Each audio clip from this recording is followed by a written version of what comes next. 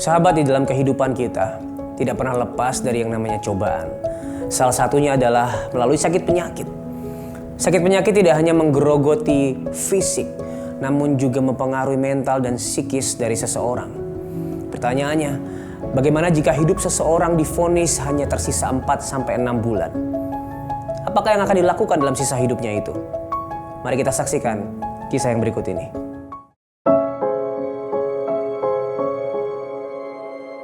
Tahun 2018 saya terkena kanker darah ganas, yaitu leukemia cancer yang tipenya adalah AML, Molecular Acute Leukemia.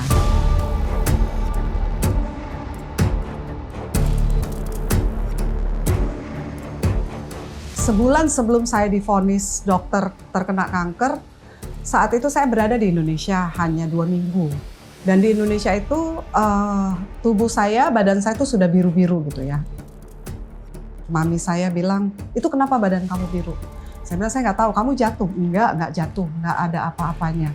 2018 Desember saya pergi ke rumah sakit Virginia Mission untuk memeriksakan darah saya karena dicurigakan ada sesuatu di tubuh saya yang banyaknya bruise di kulit saya ya, biru-biru seperti orang ditinju gitu loh, biru. Lalu saya diperiksa selama 1 minggu, mereka memeriksa darah saya lengkap dan di situ dokter menghubungi saya secara langsung menyatakan bahwa saya memiliki kanker darah ganas, tipenya itu AML. Nah, AML itu adalah yang paling molecular acute, yang acute sekali, yang ganas dan dia aktif sudah sampai di 70%. Saat itu sebagai manusia, pastinya saya kaget. Saya shock, saya pikir waduh kanker itu kan yang saya tahu mematikan.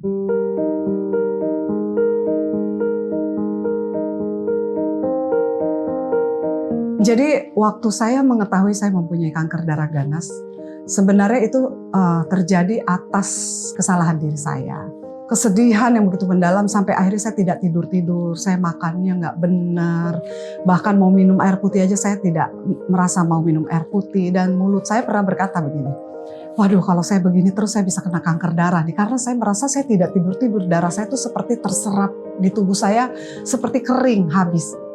Nah karena mulut saya berkata seperti itu, akhirnya seperti kejadian saya punya kanker, saya merasa bahwa itu saya mengutuk diri saya sendiri.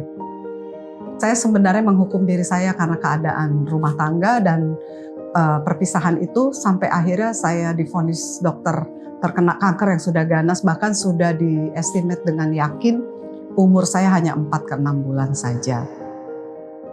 Jadi saat itu saya menolak kemoterapi karena dokter bilang ke saya, kalau kamu pun di kemo, kamu harus stay di rumah sakit selama 3 bulan. Jadi di saat saya terkena kanker darah ganas yang sudah diestimate 4-6 bulan, jadi saya begini. Saya berpikir gini, saya di kamar, saya nangis dengan Tuhan gitu. Saya bilang, Tuhan 4-6 bulan, berarti bagus dong saya tahu umur saya. Daripada saya mati, saya nggak tahu kapan saya mati, tiba-tiba saya mati. Tapi ini saya udah dikasih tahu umur saya 4-6 bulan. Apa yang harus saya buat? Apa yang saya harus lakukan di 4-6 bulan ini? Masa-masa di mana saya masih diberi kesempatan hidup. Dan di situ saya berdoa sama Tuhan. Tuhan, saya sedih dengan apa yang saya alami sekarang karena saya mempunyai kanker ganas. Vonis dokter, saya pasti akan mati 4-6 bulan. Dan saat itu saya berdoa, saya mau melihat anak-anak saya hidup bahagia dulu. Anak saya masih waktu itu kecil, mereka masih membutuhkan saya Tuhan. Saya mau Tuhan memberikan saya jalan keluar bagaimana supaya saya bisa membuat yang terbaik untuk Tuhan saja.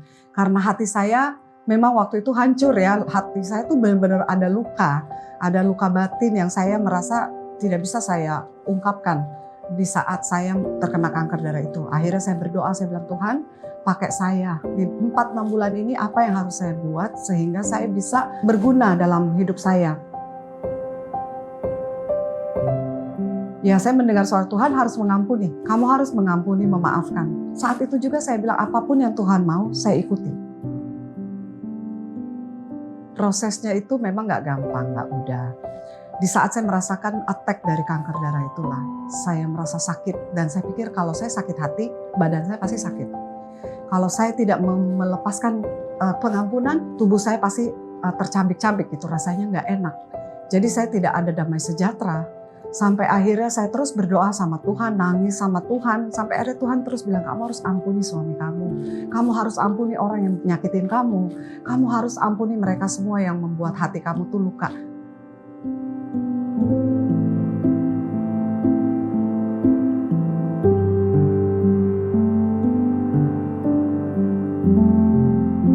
Jadi selama 6 bulan itu sejak muka saya semakin hari semakin rusak seperti disundut rokok ya.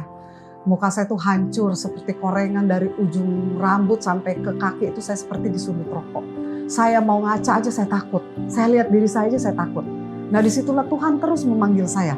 Terus Joyce, kamu harus mengampuni, kamu harus mengampuni. Memang awal-awalnya agak keras sayanya, agak keras. Saya nggak peduli lagi gitu, saya nggak peduli. Tapi sakit yang saya alami dengan kanker darah ganas ini membunuh saya gitu. Sakitnya luar biasa. Tiba-tiba tulang saya seperti dibor. Tiba-tiba hidung saya tiap pagi bangun itu keluar darah. Di situ saya sujud sama Tuhan, saya bilang, Tuhan, saya mau mengampuni orang yang menyakiti saya, yang melukai perasaan saya. Ampuni saya juga. Tiba-tiba ada keikhlasan hati yang besar, sampai saya melihat ke kaca itu, melihat diri saya udah gak takut lagi. Saya ngomong di kaca, saya bilang, hey, saya sudah mengampuni orang yang menyakiti saya. Tapi akhirnya saya mampu mengampuni orang yang menyakiti saya. Dan berangsur-angsur dalam waktu 3 bulan, tubuh saya mulai mulus lagi, maksudnya kering-kering, hilang tanda-tanda lukanya. Dokter bingung. Dokter bertanya kepada saya, ibu pakai salep apa ya? Saya tahu kalau kanker darah, itu dari kulit udah gak bisa dihilangkan lagi. Tapi kenapa ibu bisa? Saya hanya bilang, saya sudah mengampuni orang yang menyakiti hati saya. Dia bilang, loh apa hubungannya? Karena dengan saya mengampuni orang yang menyakiti hati saya, mendoakan orang, seperti firman Tuhan katakan, musuhmu, ampunilah dan doakan musuhmu, itu berat dokter. Tapi saya bisa mengampuni, saya bisa mendoakan orang yang menyakiti hati saya, sehingga saya berangsur-angsur sembuh. Saya lebih bisa mendengar suara Tuhan lebih jelas lagi.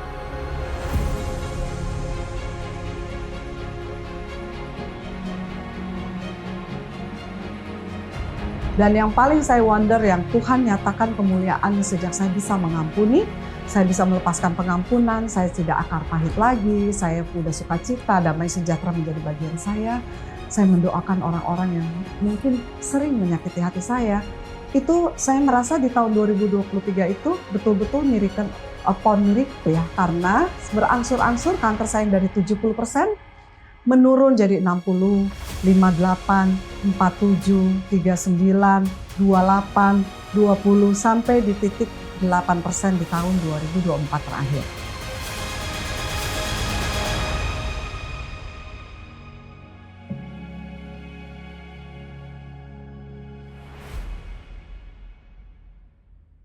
Jika saat ini sahabat sedang mengalami sakit penyakit atau kelemahan tubuh maupun psikis, kami rindu untuk mendukung sahabat di dalam doa. Silakan menghubungi nomor yang ada di bawah ini. Ini adalah nomor layanan doa dan konseling Cahaya Bagi Negeri. Kami siap untuk mendukung sahabat di dalam doa. Jangan ragu untuk menghubungi kami. Jangan lupa juga untuk subscribe dan follow setiap akun sosial media Solusi, karena setiap kontennya saya percaya bisa memberkati kehidupan sahabat semuanya.